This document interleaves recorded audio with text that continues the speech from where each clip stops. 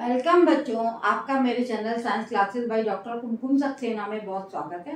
और हम चल रहे हैं 9th क्लास का चैप्टर न्यूटन के गति के नियम, बल तथा गति के नियम के अंतर्गत न्यूटन के गति के नियम, जिसमें द्वितीय नियम तक मैं आपको पढ़ा चुकी हूँ।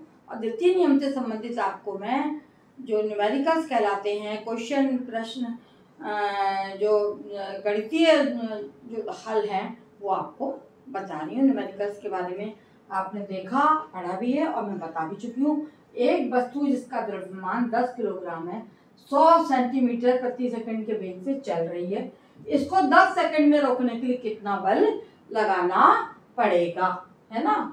तो हम जो है, जो हमारे फार्मूले हैं उनको हम इसमें रख देंगे और रखते हुए हम इसको आगे बढ़ेंगे इस चैप्टर पे। तो हमारा आप क्या है, हमारा होता है F बराबर ma। आपने फार्मूला पढ़ा हुआ F बराबर ma।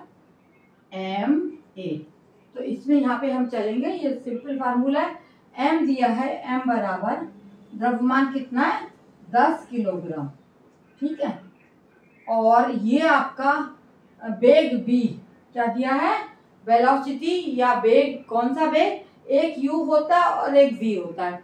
v होता है अंतिम वेग और u होता है प्रारंभिक वेग। तो जब चलना स्टार्ट करती है जिस गति से, वो कहलाता है आपका प्रारंभिक वेग u।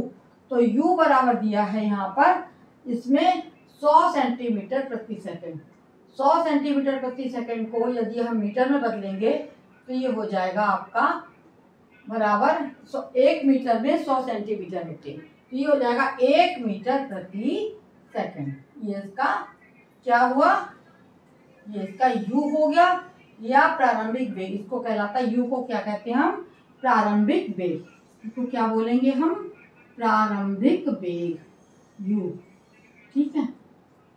ये दो चीजें आपके सामने आ गई। अब आपको क्या निकालना है, समय दिया है t 10 सेकंड में रोकने के लिए कितना बल, फोर्स F निकालना है। और समय दिया है t बराबर है आपका 10 सेकंड।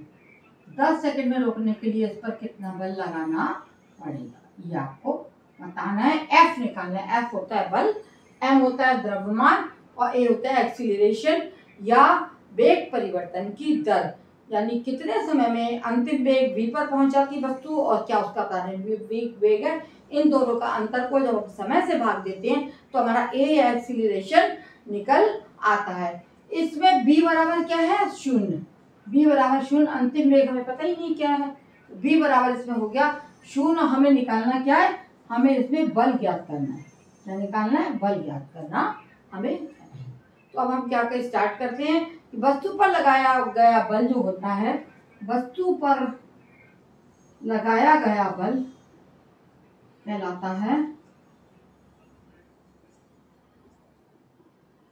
बराबर होता है वेग परिवर्तन की दर। वेग परिवर्तन की दर,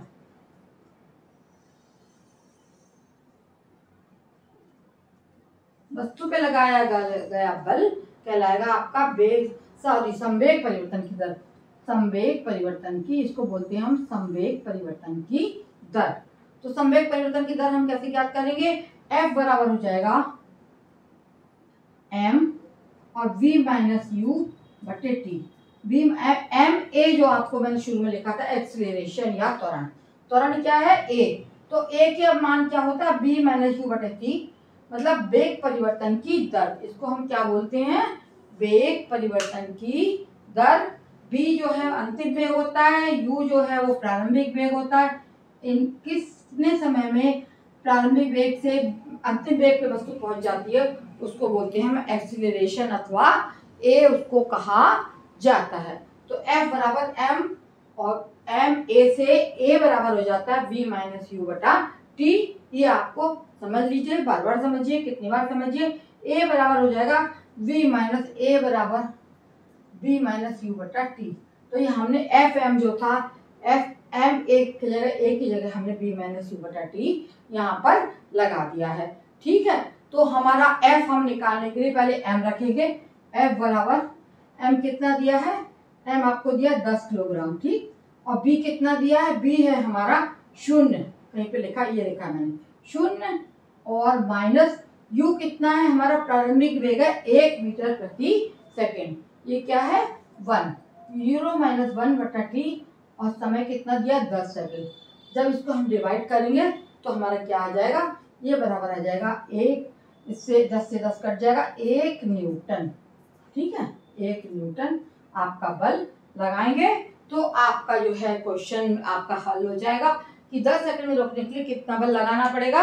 1 न्यूटन का बल जो है इस पे आरोपित किया जाएगा, तो आपका 1 न्यूटन लगाने पर 10 सेकंड में रोकने के लिए 1 न्यूटन बल लगाएंगे, तब जो है वस्तु जो है वो क्या होगा कि रुक जाएगी। रोकने के लिए कब रुकेगी, जब 1 न्यूटन का बल उस पर आरोपित किया जाएगा तो वस्तु रुक जाएगी।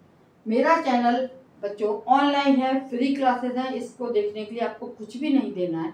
तो मेरा चैनल जिसने सब्सक्राइब ना किया हो बच्चों सब्सक्राइब करें तथा देखते रहें। मैं ऐसे ही आपको पढ़ाती जा रही हूँ, मुझे इसके बदले में आपसे कुछ नहीं लेना है, सिर्फ आपको देखना है और इनको समझना है। न्यूमेरिकल्स भी 2-2 नंबर के आते हैं आपके एग्जाम में, तो अवश्य इनको नोट करिए, मेरा ये देख के पढ़िए और समझ लीजिए। धन्यवाद।